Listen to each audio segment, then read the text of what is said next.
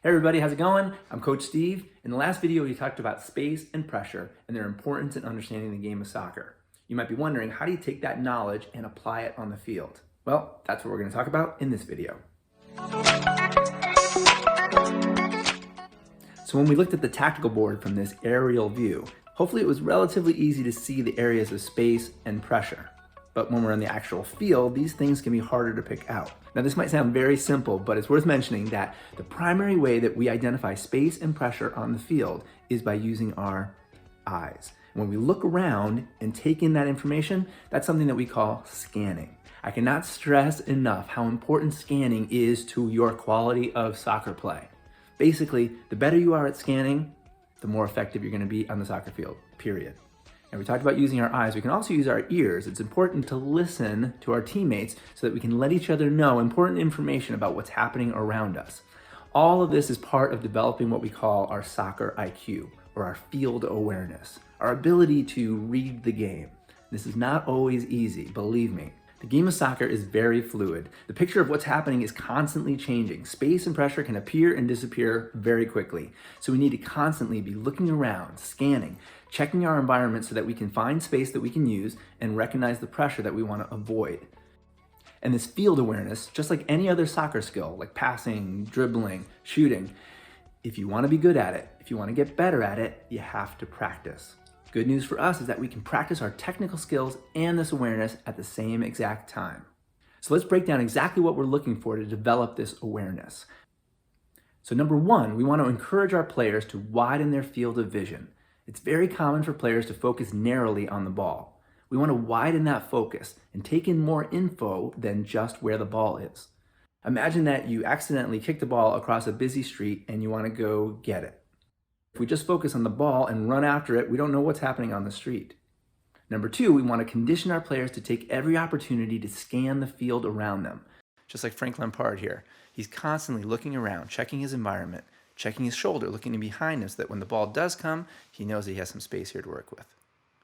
Or this midfielder here, checking his shoulder, scanning, sees some space. But just before the ball comes, he scans again, looks like some pressure's coming, he knows it already, so he plays the ball back, they keep possession, and then move forward. Back to our street example, we can check down the street this way, check down the street this way. Looks pretty good, but we don't want to forget to check our shoulder, check behind us, because it's not just the cars that might be in front of us that we're concerned with, but the ones that might be coming from behind. All right, this looks pretty good. Gonna give it the all clear. Go get that ball. Woohoo!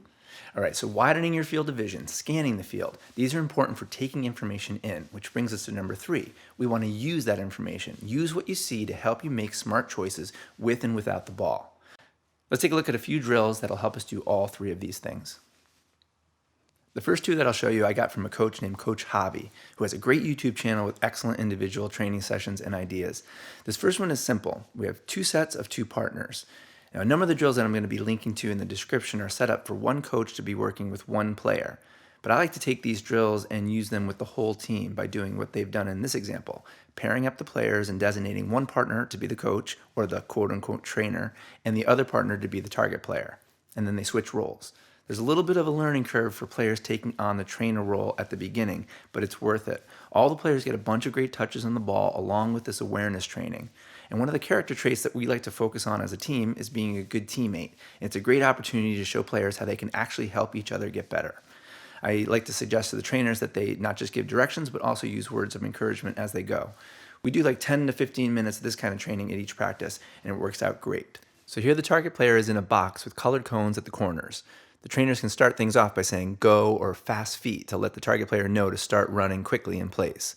The trainer then calls out any one of the four colors. The target player needs to listen, then as quickly as she can react, step a foot towards that colored cone. You can see how this simple drill starts to get the target player to widen their focus. For the cones that are behind them, they might need to periodically check their shoulder to remind them which color is where. The next iteration has a trainer stepping on or near a colored cone. So now the trigger is no longer what the target player hears, but what they see. Don't forget to switch the player roles. You can use this simple setup of 4 colored cones in many different ways. This one introduces a ball. The coach calls out a color, The target player runs around that colored cone and then back to the starting position where the coach is playing a pass. In this one, the target player is playing one touch. To make it easier, you can modify this to 2 touches. To make it harder, you can have the trainer call out a number 1 or 2 right after the pass is made, challenging the target player to condition their number of touches based on the number that's called out. That's not shown here. So now that we've introduced the ball, we're working on technique at the same time as awareness. I love these types of drills. It not only allows you to work on 2 things at the same time, it actually makes the work on each thing more impactful. It almost makes the skill work more game realistic. This next video I got from another great YouTube source. It's a YouTube channel called Joner One-on-One. Once again, they have a bunch of fantastic individual and small group awareness drills. In this one, the coach calls out a color, and the target player tries to play their first touch towards that colored cone. I'd recommend watching this whole video. Again, the link will be in the description. This target player is new to this type of awareness training, so the coaching tips that Lee Jones gives here are great. If you're just starting out to train this way, they'll be worth listening to. And this is interesting. He uses an iPad on a stand behind the player. It's set to generate random numbers, and Jones asks the target player to call out the number he sees when he checks his shoulder.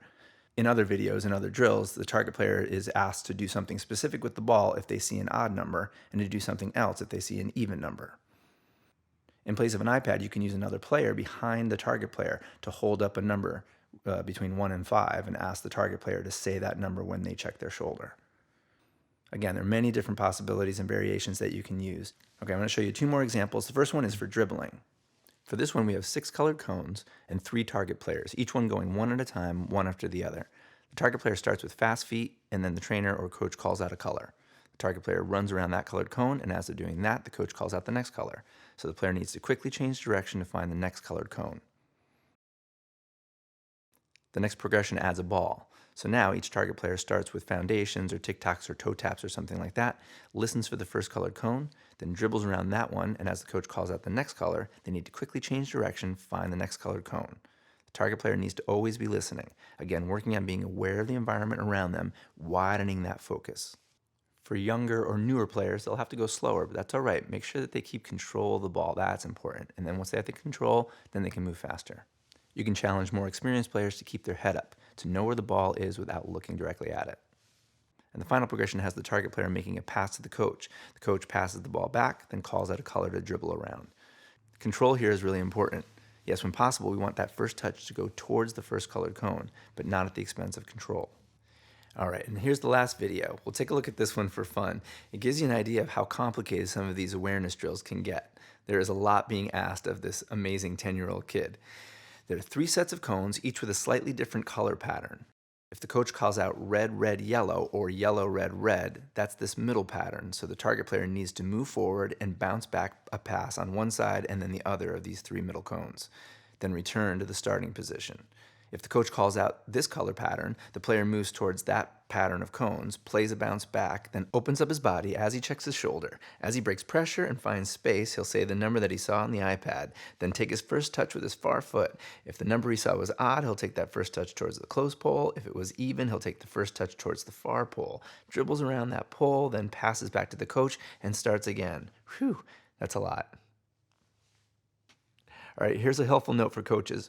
The more complicated these awareness drills get and the quicker the pace or tempo of play you want for the target player, the more technically challenging it can get for the trainer or coach to make good quality passes and keep the target player working at a good tempo or pace. Some of these passes can be done with your hands and ultimately may make it easier to keep the target player working at a good, challenging tempo. Just something to keep in mind. All right, that's all the time we have for this video. All right, thanks for watching, thanks for listening. In the next video, we're going to be talking about angles, talking about how to get in perfect position to receive a pass. So if you've ever said to yourself, I never get the ball or nobody passes to me, this is going to be the video for you.